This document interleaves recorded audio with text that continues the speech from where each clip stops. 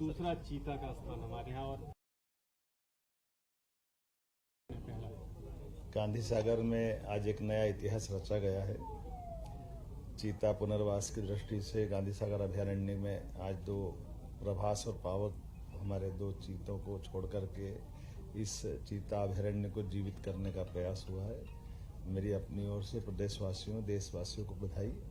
यशस्वी प्रधानमंत्री ने अपने जन्म दिवस के अवसर पर 2022 में मध्य प्रदेश को जो टाइगर स्टेट पहले से था चीता स्टेट बनाने का गौरव दिया। मैं उनका आभार भी मानता हूं और उसी मनोभाव के आधार पर हमारा पालनपुर कूलों के अंदर चीते हमने छोड़ करके उनको अपने वन्य जीव में सहज अभ्यस्त होने का जो प्रयोग किया गया, यही कारण है कि हमारे अपने देश के अंदर सबसे अच्छी स्थिति में, बल्कि देश तो क्या दुनिया के लिए रिसर्च का ये एक अपने आप में उदाहरण बन रहा है कि मध्य प्रदेश के अंदर आबो हवा में ये चीता न केवल परिवार बढ़ा रहा है बल्कि अपनी उपस्थिति से सभी प्रकार की जीवन के लिए मूलभूत सुविधा जुटा करके उनकी ग्रोथ रेट जबरदस्त है।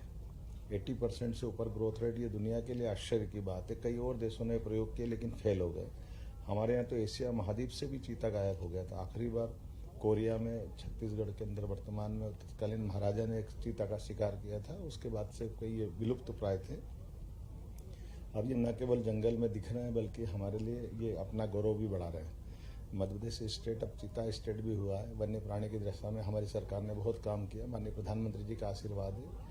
ये क्षेत्र जिससे हमारा नीमच मंदसौर, न केवल नीमच मंदसौर बल्कि प्रदेश के अंदर दुनिया भर से वन्य प्रेमी, वन्यजीव प्रेमी आकर के हमारे अपने स्टेट का गौरव भी बढ़ा सकेंगे और अपनी आंखों से दीदार कर सकेंगे। ऐसी एक प्रजाति जो कई सौ साल पहले गायब हुई है, उसको दोबारा देख करके पुनर्जीवित करने का जो प्रयास है, पुनर्स्थापित करने का प्रयास है। मेरी अपनी ओर से वन्य प्राणियों को भी बधाई और हमारे विभाग के फॉरेस्ट डिपार्टमेंट को भी बधाई। और खास करके ये हमारा गांधी सागर का जो अंचल है, ये प्राकृतिक रूप से बहुत सौंदर्य वाला है। अद्भुत जल राशि है, अद्भुत प्रकार की सब परमात्मा ने की कृपा दी है। ऐसे मालवा का गौरव बढ़ाने के लिए टाइगर अभयारण्य की तरह ये चीता अभयारण्य भी बहुत अच्छा आगे जाकर के कई लोगों को रोजगार का अवसर उपलब्ध कराएगा। यहाँ बड़े पैमाने पर भविष्य की संभावनाओं को लेकर के हम और बहुत सारे प्रकार के काम करेंगे।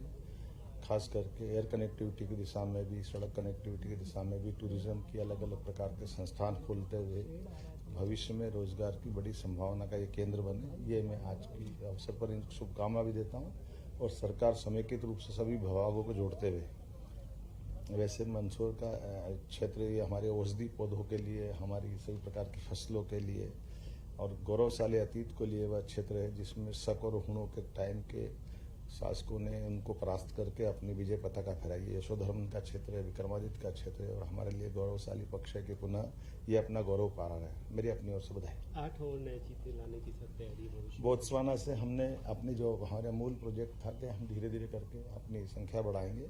बीच में वन मंत्री आए थे, वन मंत्री ने समीक्षा के आधार पर ही ये निर्णय किया था कि हमारा दूसरा अभयारण्य प्रारंभ करना चाहिए। उसी का सिलसिले में आज हमने यहाँ 2 चीते छोड़े। मई माह में 4 चीते हमको और मिल रहे हैं बोत्सवाना से और वो जो 4 चीते हैं कोशिश करेंगे कि इसी अभयारण्य में हम छोड़ें। कुल मिलाकर के अगले 1 महीने में फिर 4 छोड़ते हुए 6 चीते होंगे। उम्मीद करेंगे आने वाले समय में और इसी प्रकार से बढ़ते जाए।